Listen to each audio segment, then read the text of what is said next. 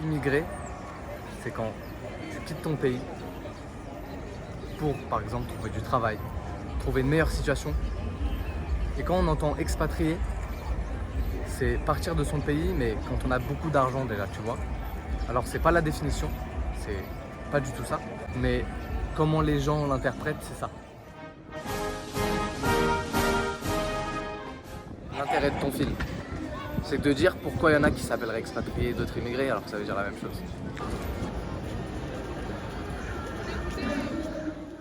Maintenant que l'intérêt de mon film est précisé, je souhaite partager avec vous 2 citations. La première citation est celle d'André Breton. Ouvrez les guillemets. Par un mot, tout est sauvé. Par un mot, tout est perdu. Fermez les guillemets. Et la deuxième citation est celle de Jules Renard.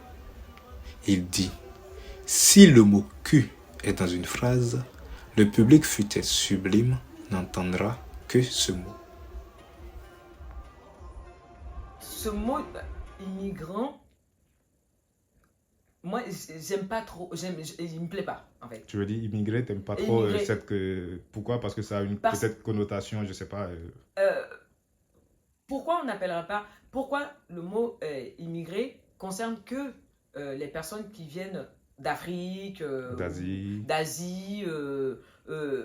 pourtant ils font la même action que les Européens Qui vont en Afrique qui ou vont en Asie. dans le monde travailler. C'est ça.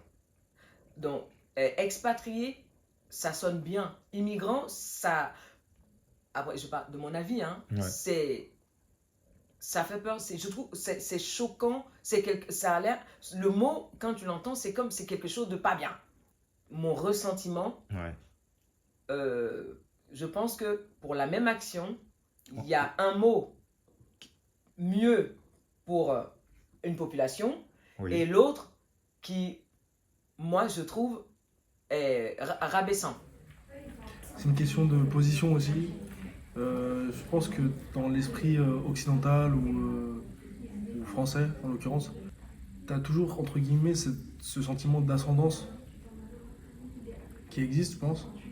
Et le fait que des gens viennent d'autres pays, ne serait-ce que pour suivre des études en France, hein, ça va toujours être vu, je sais pas comment dire, presque comme un cadeau de la France. À l'inverse, donc un expatrié français qui irait au Bénin, même pour suivre des études ou pour trouver du boulot, ça serait, je sais pas, à mon avis, ça serait une espèce d'ouverture d'esprit, mais un peu solitaire, quoi. Genre, je vais vivre mon expérience en Afrique pour changer un peu de monde, pour changer de mentalité, machin. Et sans ce côté un peu. Tu vois, c'est pas, je pense que c'est un Français qui part au Bénin pour travailler là-bas. Il va pas percevoir ça comme un cadeau de la part de ce pays, de ce pays-là.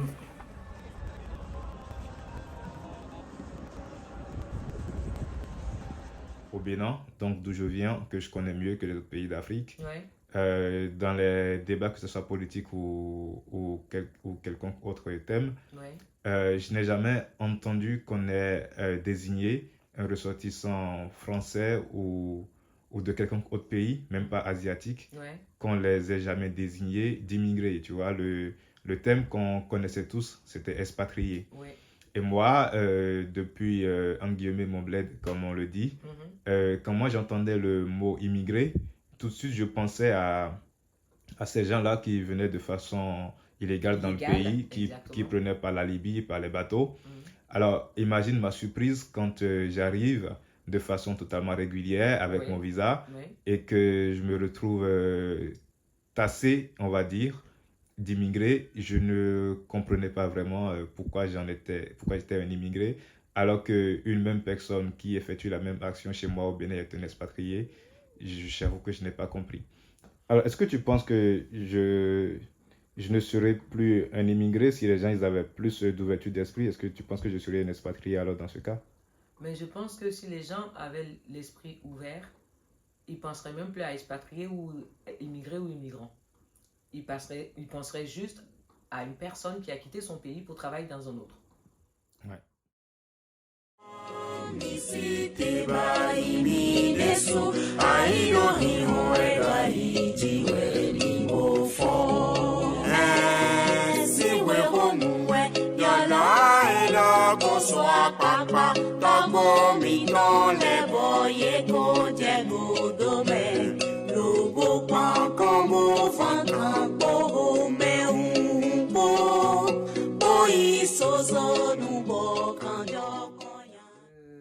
Tout dégueu là.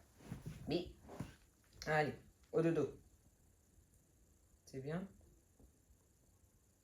Bonjour Chantal. Bonjour Lunette. Bonjour Lynette. C'est ça. Ouais, vas-y. Moi, c'est Morgane, D'accord. animateur avec Lionel.